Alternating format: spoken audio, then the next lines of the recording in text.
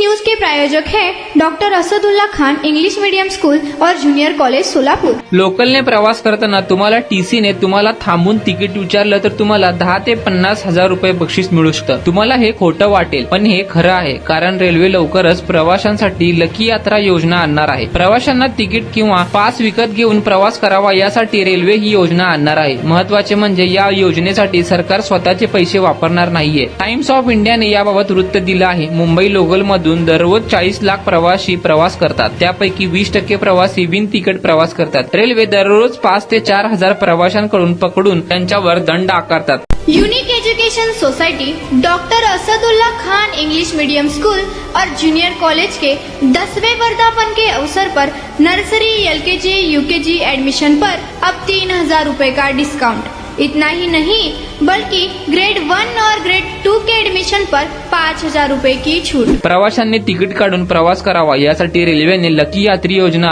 आणली आहे। या योजनेनुसार प्रवाशाला जर टीसीने तिकीट विचारलं तर नशीबवान प्रवाशाला 10,000 रुपये मिळू शकतात। रेल्वेने दिवसाला 10,000 तर आठवड्याला 50,000 रुपयांचे बक्षीस जाहीर केले आहे। कुणाला बक्षीस द्यायचे याचा निर्णय टीसी घेणार। रेल्वे प्रशासन प्रवाशाची माहिती तपासून घेणार, त्यानंतर या प्रवाशाला हे बक्षीस मिळेल। मुंबईच्या कुठल्याही स्थानकावर टीसी कडून तिकीट तपासले जातील आणि त्यातून लकी प्रवासी निवडले जातील। सर्वात महत्त्वाचे म्हणजे हे पैसे प्रवाशांच्या खिशातून दिले जाणार नाही। FCB इंटरफेस कम्युनिकेशन कडून ही योजना प्रायोजित केली जाणार आहे। पुढील आठवड्यापासून ही योजना 2 महिन्यांपासून राबवली जाईल, अशी माहिती रेल्वेने दिली आहे।